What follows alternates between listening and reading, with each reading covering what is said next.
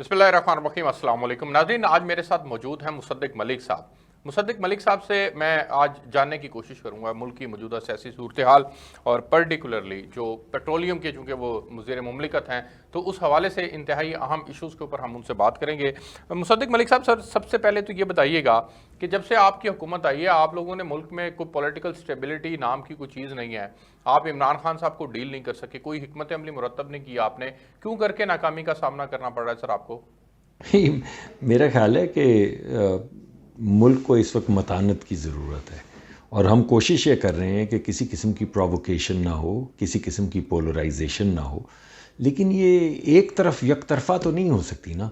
अगर खान साहब कभी आर्मी के ख़िलाफ़ चल पड़ें, कभी जर्नैलों के ख़िलाफ़ चल पड़ें, कभी शहदा के ख़िलाफ़ चल पड़ें, कभी अदालतों के ख़िलाफ़ चल पड़ें, कभी माफ़ी मांग लें, कभी लड़ाई कर लें, तो फिर कैसे स्टेबिलिटी आ सकती है? अगर किसी मुल्क का वज़ीर आज़म, पुराना वज़ीर आज़म अपने ही मुल्क के ख़िलाफ़ IMF को ख़तूत लिखवाए और वो रिकॉर्डिंग सामने आ जाए जिसमें ये कोशिश की जा रही हो कि अपने ही मुल्क का, जिसके आप खुद वज़ीर आज़म रहे हैं, उसका दिवालिया किसी तरीके से हो जाए, तो आप मुझे बताएं उस मुल्क में कैसे इस्तेहकाम आएगा? मेरा ख़्याल है कि खान साहब को थोड़ी सी इंट्रोस्पेक्शन करनी चाहिए। अल्लाह ने उनको बड़ी इज़्ज़त दी है, बड़ा मुकाम दिया है, लेकिन उस मुकाम की कुछ रिक्वायरमेंट्स हैं, और जहाँ पे इंसान, हर शख्स का ये जी चाहता है कि वो अपनी सियासत को फ़रोग़ दे, अपनी शख्सियत को फ़रोग़ दे, लेकिन मुल्क नहीं ट्रेड करते अपनी ज़ाती ख्वाहिशात पे। और मैं यही कहूँगा कि ये इस्तेहकाम जो है ये यकतरफ़ा नहीं हो सकता। हमने तो जब से ये हुकूमत आई है कई मरतबा दावत दी है। आपको याद होगा सबसे पहली जो कुछ स्पीचेस थी उसमें वज़ीर आज़म ने उनको कहा कि आएँ, आप हमारे साथ बैठें और मईशत के ऊपर बात करते हैं, कोई आपस में बैठ के तरीक़ा कार तय करते हैं। आपको याद होगा बिलावल साहब ने उनको कहा था कि कदम बढ़ाओ, हम तुम्हारे साथ हैं। मगर अकेले तो हम कदम नहीं बढ़ाते चले जा सकते ना। तो कोई ऐसा वक्त ज़रूर आएगा, और आना चाहिए, जब मुल्क में सोबराइटी आए, मुल्क में काम आए, मुल्क के अंदर एक तरह से इस्तेहकाम आए, और लोगों को ये यकीन आए कि ये मुल्क है, एक अच्छा मुल्क है, यहाँ पे अच्छे लोग रहते हैं, और जिस तरह दीगर ममालिक तरक्की कर रहे हैं, इंशाअल्लाह उससे ज़्यादा हम तरक्की करेंगे। मुसद्दिक मलिक साहब, सर गुजारिश ये है कि आप पॉलिटिक्स में तो उस तरह से कामयाब नहीं हो सके, लेकिन इकोनॉमिक साइड के ऊपर भी आप उस तरह से कामयाब नहीं हो सके। रिजर्वायर्स जो हैं वो मुसलसल नीचे गिर रहे हैं सर, हमारे पास अपना रह कुछ नहीं गया, और ख़ान साहब भी इसके ऊपर तनकीद कर रहे हैं, जिसकी वजह से महंगाई मुल्क के अंदर बढ़ती चली जा रही है। तो सर यहाँ इस फ्रंट के ऊपर भी नाकामी का सामना है। देखें, जो आपने बात की है दिवालियापन की, खाकम बदन, ऐसी कोई बात नहीं है।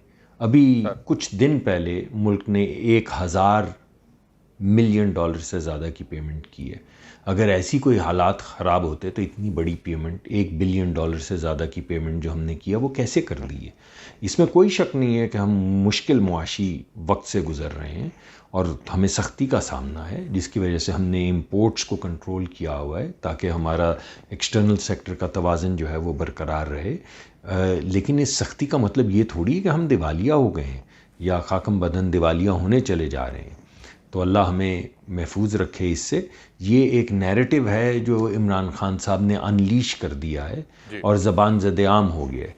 उसके नतीजे में हो ये रहा है कि हम कहते हैं, PTI के सारे रहनुमा कहते हैं, तो फिर जो बाहर की दुनिया के लोग हैं वो भी देखते हैं, वो भी कहते हैं कि यार ऐसे मुल्क के साथ क्या तिजारत करें जहाँ के अपना वज़ीर आज़म ये कह रहा है कि मुल्क दिवालिया होने को जा रहा है। इस वजह से क्या हमारे मुआशी हालात मुश्किल हैं? बिल्कुल मुश्किल हैं। क्या हम तगोदौ कर रहे हैं इससे बाहर निकलने की? 100% कर रहे हैं। कई ममालिक के साथ हम बैठ के बात कर रहे हैं, बैनुल अक़वामी तंजीमों के साथ बैठ के बात कर रहे हैं, और इंशाअल्लाह इस मुश्किल वक्त से हम निकल जाएंगे। मलिक साहब, आपका भी फोकस इंटरनेशनल मार्केट की कीमतों पर होना चाहिए। जब आप आए थे तो उस वक्त $100 फी बैरल के करीब कीमतें थी।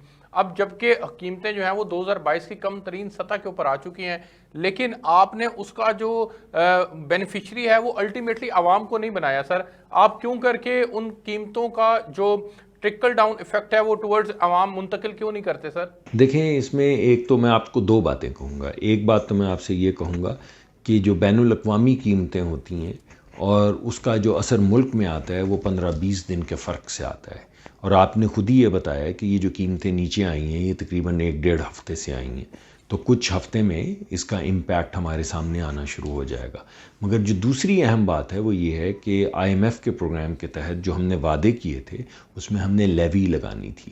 وہ لیوی کی شرح بھی جو ہے ہمیں جب تک جو ہم نے وعدے کیے ہیں وہاں تک ہم نہیں پہنچ پائیں گے تب تک وہ لیوی ہمیں بڑھانی پڑے گی، کیونکہ یہ وعدے وہ ہیں جو عمران خان صاحب کی حکومت کر کے گئی ہوئی ہے. انہوں نے تو خیر سیلز ٹیکس کا بھی وعدہ کیا تھا، مگر وہ سیلز ٹیکس کا وعدہ تو ہم نے نیگوشیٹ کر لیا، لیوی والی جو ریسٹرکشن تھی وہ ہم پہ ہے. مگر آہستہ آہستہ جیسے ہی انشاءاللہ بین الاقوامی تیل کی قیمتیں نیچے آئیں گی، ہم جو نئے روابط پیدا کر رہے ہیں اس کے ذریعے بہتر ہمیں ڈیلز ملیں گی، تو تیل کی قیمت بھی پاکستان میں نیچے آئے گی اور توانائی کی قیمت. سر یہ بتائیے گا ملک صاحب کہ آپ رشیا بھی گئے اور وہاں پر بھی آپ نے ڈیل کی ہے، یہاں وہ پاکستان واپس آ رہے ہیں، یہاں پاکستان میں بھی وہ آ رہے ہیں اور آ کے یہاں آپ سے ڈیل کریں گے، تو اس رشیا کی ڈیل سے کیا امپیکٹ آئے گا؟ قیمتیں کتنی کم ہوں گی سر؟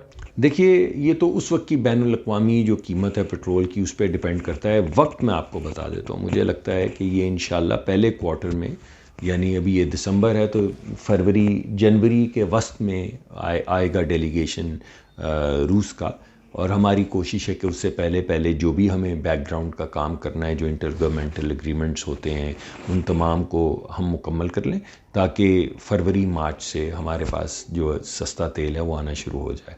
کتنا سستا ہوگا؟ جتنا دنیا میں اس وقت کسی بھی ملک کو کنسیشن مل رہا ہے، ڈسکاؤنٹ مل رہا ہے، انشاءاللہ اتنا ہی ڈسکاؤنٹ یا اس سے. سر یہ بتائیے گا کہ عمران خان صاحب آپ ان کو توشہ خانہ کے اندر نااہل ہوتے دیکھ رہے ہیں، ٹرائل کورٹ کے اندر ان کا مقدمہ چل رہا ہے، کیا کوئی ایسے ناقابل تردید شواہد موجود ہیں آپ کے پاس جس سے آپ یہ سمجھ سکتے ہیں کہ عمران خان تو الٹیمیٹلی توشہ خانہ جو ہے وہ اس میں ڈسکوالیفائی ہو جائیں گے؟ جی دیکھیں، عمران خان صاحب پہ اتنے زیادہ کیسز ہو چکے ہیں، مجھے تو پرسنلی یہ نامناسب لگتا ہے کہ وہ جس طرح مرزا شہزاد اکبر صاحب شام کو آ کے کہتے تھے، آہستہ آہستہ ایک جعلی کاغذ چلاتے تھے کہ یہ دیکھیں یہ ہیں وہ پیسے، یہ ہیں وہ ثبوت. یہ معیوب سی بات ہے ہم ایسی کو بات کریں. عدالتوں میں یہ تمام کیسز چل رہے ہیں، مگر کیسز اتنے زیادہ ہو گئے ہیں، چاہے وہ گھڑی کا کیس ہو، چاہے وہ ہار کا کیس ہو، چاہے وہ ملک ریاض صاحب والا کیس ہو، چاہے وہ عارف نقوی صاحب والا کیس ہو، اور کچھ اور بھی کیسز ان پہ آ گئے ہیں سامنے. تو جو بھی کیسز ہیں اس کا فیصلہ عدالتیں کریں گی. اگر اس کا کوئی ثبوت ہوگا تو وہ نااہل ہوں گے، اگر ثبوت نہیں ہوگا تو نہیں ہوں گے. ملک صاحب ایک وقت تھا جب آپ کے اوپر کیسز ہو رہے تھے اور عمران خان صاحب حکومت میں تھے، آج آپ بری ہو رہے ہیں اور ان کے اوپر کیسز ہو رہے ہیں. آپ لوگ یہ کہتے ہیں کہ یہ پولیٹیکل وکٹمائزیشن تھی، آج ان کے اوپر جو کیسز ہو رہے ہیں وہ اس کو پولیٹیکل وکٹمائزیشن کہہ رہے ہیں. تو یہ دور پھر رپیٹ تو نہیں ہوگا کہ کل کو جس طرح آج آپ بری ہو رہے ہیں کل کو عمران خان صاحب بھی اسی طرح عدالتوں سے بری ہوں گے؟ جی دیکھیں، میں نے جو ابھی بیان دیا ہے اور اس وقت پی ٹی آئی کے لوگ جو بیان دے رہے تھے کہ ان سب کا موازنہ کر لیں تو آپ کو جواب مل جائیں گے. ابھی تک تو آپ کو کسی کی گاڑی میں سے 30-35 کلو ہیروئن نہیں ملی. ابھی تک تو کسی کو موت کی کال کوٹری کے اندر نہیں ڈالا گیا. ابھی تو کبھی کسی نے اعلان نہیں کیا کہ فلاں تاریخ کو فلاں جو آدمی سیاستدان جو ہے وہ فلاں جگہ سے پکڑا جائے گا اور پھر وہ پکڑا بھی جائے. ایسی تو کوئی چیز نہیں ہوئی. انویسٹیگیشن لوگوں کو عجیب سا لگتا ہے. ہم سے اکثر لوگ پوچھتے ہیں کہ ارے بھائی اتنی دیر سے کیس چل رہا ہے، اریسٹ کیوں نہیں ہوئے؟ تو ہم کہتے ہیں کہ عدالت میں چل رہا ہے کیس اور ادارے جو ہیں وہ تحقیق کر رہے ہیں، جب مناسب سمجھیں گے تو پکڑ لیں گے اور اگر نہیں مناسب سمجھیں گے تو نہیں پکڑیں گے. تو اس بیان میں اور اس بیان میں جو اس وقت دیے جاتے تھے زمین آسمان کا فرق ہے. سر یہ NRO2 کا بیانیہ کیا ہے؟ عمران خان صاحب آپ کے بری ہونے کو NRO2 کہہ رہے ہیں، وہ پورے سسٹم کو چیلنج کر رہے ہیں. سر یہ NRO2 ہے وہ کہتے ہیں. آپ نے بہت سے لوگوں کو مجھے نہیں یاد پڑتا، آپ کیونکہ زیادہ وقت لاہور میں گزارتے ہیں تو غالباً آپ جس وقت عدالت میں کارروائی ہو رہی تھی مریم نواز صاحبہ کے کیس کی تو شاید آپ وہاں پہ موجود نہیں تھے. اگر موجود ہوتے تو آپ دیکھتے کہ کتنی مرتبہ انہوں نے نیب سے پوچھا بھائی کوئی ثبوت. جب بغیر ثبوت کے آپ لوگوں کو جیلوں میں 8-9 مہینے بند کریں گے، ان کو سالیٹری میں رکھیں گے، ان کو موت کی کال کوٹری میں رکھیں گے، تو پھر آپ کو تھوڑی سی امبیرسمنٹ کا تو سامنا کرنا پڑے گا. اس میں NRO ہے، اگر کوئی ثبوت نہیں ہے تو آپ مجھے بتائیں. اگر بغیر ثبوت کے لوگوں کو سزا دینا ٹھیک ہے تو پھر ٹھیک ہے، ورنہ کبھی تو عدالت میں اور کبھی تو عدالت سے انصاف ملے گا. نواز شریف صاحب کب تک واپس آ رہے ہیں سر؟ جی انشاءاللہ بہت جلد آ رہے ہیں. اچھا سر یہ بتائیے گا کہ پنجاب حکومت تحلیل ہوگی یا نہیں؟ عمران خان صاحب تو 20 دسمبر کی ڈیٹ دے چکے ہیں، وہ کہتے ہیں کہ 20 دسمبر سے پہلے اناؤنس کر دیا جائے گا. پتہ نہیں کیا ہوگا، عجیب سا تماشا ہے پنجاب حکومت کا. وہ کہتے ہیں کہ خان صاحب کہیں گے تو اسی وقت حکومت توڑ دیں گے، لیکن مارچ اپریل تک نہیں بھی توڑیں گے، لیکن اگر خان صاحب کہیں گے تو توڑ دیں گے، لیکن ہو سکتا آنے والے وقت میں نہ توڑیں. یہ کسی کو نہیں معلوم پنجاب میں کیا ہو رہا ہے. پنجاب میں ایک عجیب سی کھچڑی پکی ہوئی ہے، لیکن میرے خیال میں جو پرانے سیاستدان ہیں مجھے نہیں لگتا کہ خان صاحب کے جو ناپختہ سیاسی خیالات ہیں ان کے ساتھ چلیں گے. سر یہ بتائیے گا کہ چودھری شجاعت حسین نے چودھری سالک حسین کے ذریعے نواز شریف صاحب کو ایک پیغام بھجوایا کہ ہم چودھری پرویز ارائی کو مینیج کر رہے ہیں، آپ تک یہ بات پہنچی ہے اور اس بات میں کتنی حقیقت ہے؟ مجھے نہیں اس کے بارے میں معلوم. ان کے صاحبزادے جو ہیں مجھے اتفاق ہوا ان سے ملاقات کا اور تھوڑی یاد اللہ ہوئی. مجھے تو بڑے اچھے شریف النفس آدمی وہ لگے اور بڑی خوشی ہوئی ان سے مل کے. یہ سیاسی جو آپ نے معاملہ جس کا ذکر کیا میں نہیں جانتا. سر آپ سے ایک آخری سوال، آپ ہمیشہ ملک ریاض صاحب کے خلاف بولتے ہیں اور یہ بڑی جرت کی بات ہے اس نئے نظام کے اندر کہ وہ زرداری صاحب کے دوست بھی سمجھے جاتے ہیں، اور لیکن آپ نے ہمیشہ کھل کر بات کی ہے. ان کے وہ 190 ملین پاؤنڈ کا معاملہ ایکچول میں ہے کیا عمران خان صاحب کے لیے وہ درد سر بنے گا وہ معاملہ، اور اس معاملے میں عمران خان صاحب جو ہیں وہ پکڑے جا سکتے ہیں؟ سر دیکھیے، انگلستان میں ایک کرائم ہے جس کو اکنامک کرائمز ایکٹ، ایک قانون ہے اکنامک کرائمز ایکٹ کہا جاتا ہے، جس میں ان اکاؤنٹڈ فار ویلتھ جو ہوتی ہے وہ دولت جس کا حساب نہ دیا جا سکے، آپ یہ نہ بتا سکیں کہ یہ دولت کہاں سے آئی ہے. اس ایکٹ کے تحت جو ملک ریاض صاحب تھے ان کے کچھ اکاؤنٹس جو ہیں ان کو فریز کر لیا گیا اور ان کے پیسے جو ہیں وہ سرکار نے اس کے اوپر ایک جمود ڈال دیا، یعنی تقریباً اس کو آپریٹ کرنے سے منع کر دیا. کسی حد تک حکومت نے اپنے قبضے میں وہ پیسے لے لیے. اس کی باقاعدہ جب تحقیق ہوئی تو اس کا سرا نہیں مل رہا تھا کہ یہ پیسے کہاں سے آئے ہیں. اس قانون کے تحت، اکنامک کرائمز ایکٹ کے تحت، وہ پیسہ جو اکنامک کرائمز ایکٹ میں پکڑا جائے وہ اس ملک کو واپس کیا جاتا ہے جہاں کا وہ باشندہ ہو جس کے پیسے پکڑے جائیں. یہ وہاں کا قانون ہے.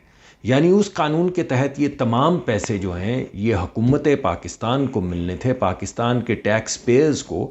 $250 ملین یا 190 ملین پاؤنڈ یہ سرکار کو، پاکستان کی سرکار کو ملنے تھے.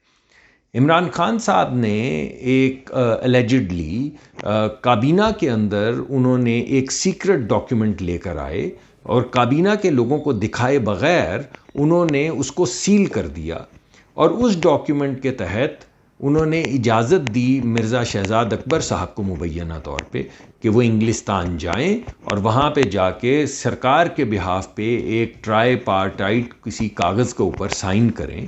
اور اس کاغذ پہ سگنیچر کی وجہ سے ملک ریاض صاحب کو جو پاکستان میں جرمانہ ہوا تھا اربوں ڈالر کا، وہ پیسے جو اسٹیٹ بینک میں آنے تھے، وہ پیسے جو پاکستان کے ٹیکس پیئرز کو ملنے تھے، وہ پیسے جو پاکستان میں غربت مٹانے کے لیے استعمال ہونے تھے، پاکستان کے نظام جو تعلیم کا ہے اس میں استعمال ہونے تھے یا صحت کے لیے استعمال ہونے تھے، وہ تحفے کے طور پہ ملک ریاض کے پیسے جو پکڑے گئے تھے وہ ملک ریاض صاحب کو ہی واپس کر دیے گئے.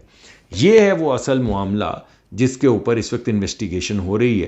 اگر یہ بات یہاں تک محدود رہتی تو چلیں، بات تو غلط تھی، پھر بھی کرائم تھا، لیکن کرائم ایک خاص نوعیت کا تھا، یعنی کسی کو فائدہ دینے کا کرائم تھا، یعنی کسی کو سرکار کے پیسے میں سے $250 ملین دینے کا کیس تھا یہ.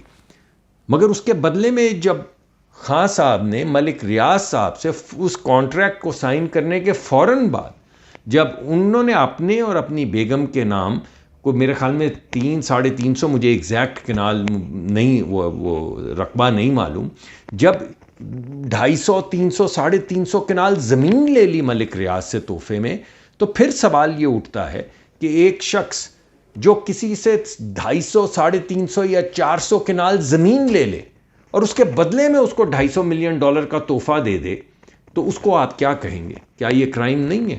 یہ انویسٹیگیٹ ہو رہا ہے اس وقت. نیب کے اندر کیس چلا ہوا ہے. میرے خیال میں انہوں نے ملک ریاض صاحب کو، غالباً میں نے اخباروں میں پڑھا تھا کہ نیب نے بلا لیا کہ آپ انویسٹیگیشن، ان کے خاندان کو یا ان کو الیجڈلی بلا لیا ہے کہ آپ آ کر بتائیں کہ یہ پیسے کہاں سے آئے، اور جب یہ اکنامک کرائمز ایکٹ میں پکڑے گئے تو یہ حکومت کے پاس کیوں نہیں آئے، کس نے آپ کو فیسیلیٹیٹ کیا کہ یہ پیسے آپ ہی کے اکاؤنٹ میں جمع کروا دیے جائیں؟ یہ کیس چل رہا ہے جی.